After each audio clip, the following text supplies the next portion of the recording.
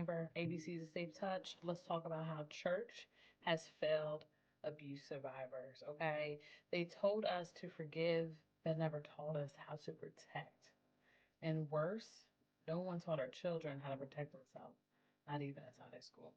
Let's get into our short video. This is for every survivor that has been silenced by scripture, every child whose cries were ignored behind stained glass windows.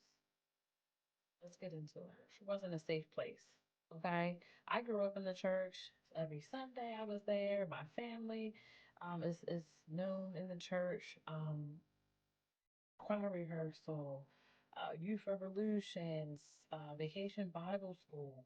Um, I really had a really good childhood in church. Like I don't have church trauma. And me now as an adult, when I hear people tell me stories about what has happened to them in the church, I am shocked.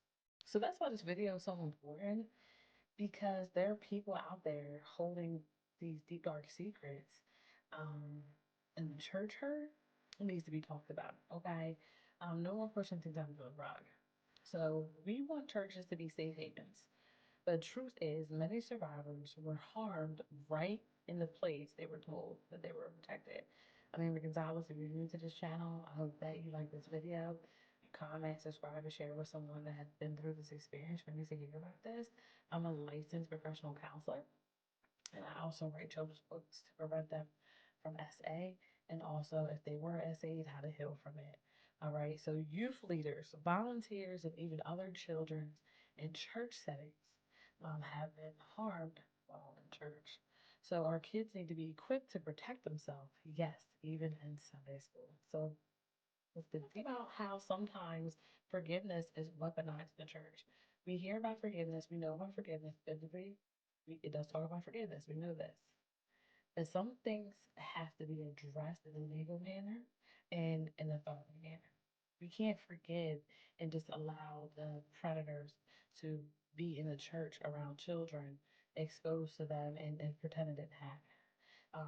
So an example, an anonymous example, would be a sleepover. So there was a church that had a sleepover, and during the sleepover, there was like kids there and pastors, and it was all nighter. Remember back in the day, like the all nighter used to be a thing.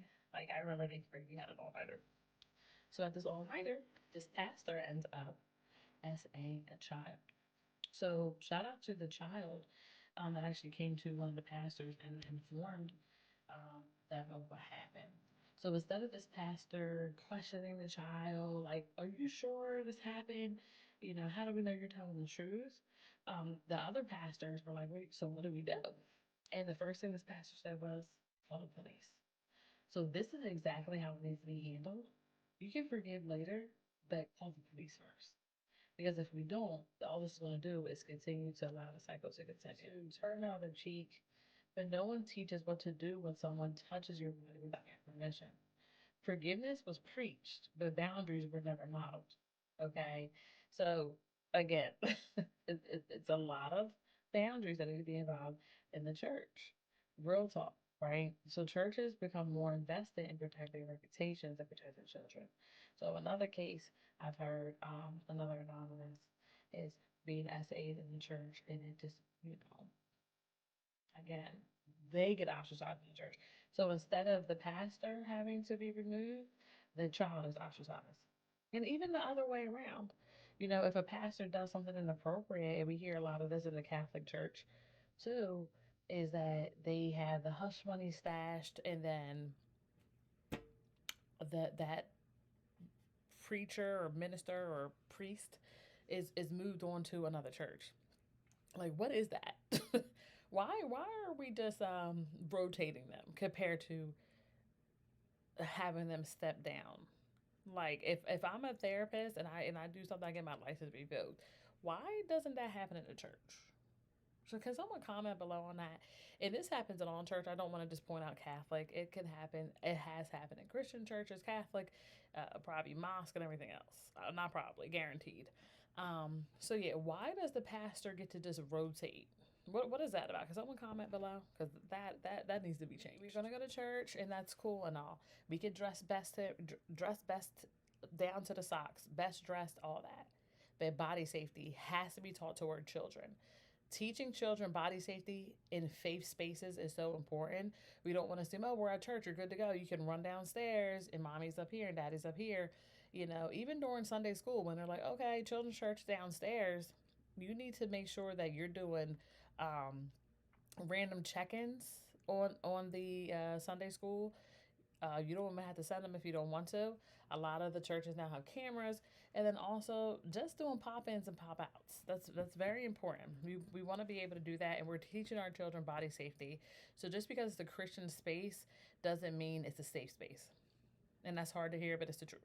All right, everybody going to church is not a perfect, and that's not the goal of the church. People have struggles, and the goal is to really stop the cycle, because a lot of this stuff is just repetitive nature from centuries ago, and it needs to be changed. Even though it's illegal, it's still happening way too often, right? Predators volunteer in children's ministry too.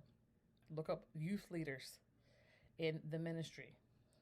A lot of times there's some inappropriate SA happening. All right, I don't care who you are. If you're the pastor, Buddha Caputa, you don't need to be one-on-one behind closed doors with anybody. All right, if the church won't teach it, we will. Children must learn how to protect themselves, even in Sunday school. All right, supervision matters. Don't just send your children in with the pastor with the door shut so they can have one-on-one. Now, we're not doing it. Trauma and how real that is, right? The church hurt hashtag that people are using, we are going deeper into that. So when the place that preaches love ignores pain, it is something deep to your spirit. So what we can't do is throw the Bible at forgiveness and allow these souls to be taken from these children, because that's what happens. You're the one abused, and you have to shut up. And you need to forgive and move on. And you can't talk about it. What happens in this Bible study stays in this Bible study. That is not okay. Let's reclaim safety. God didn't design church to be a place where abuse hides. Just like they used to force pregnant teens to go up there and say they're pregnant and that they were, adultery and living in sin. Same thing for the SAers. Had them go up to the church, in front of the church, and say what they did.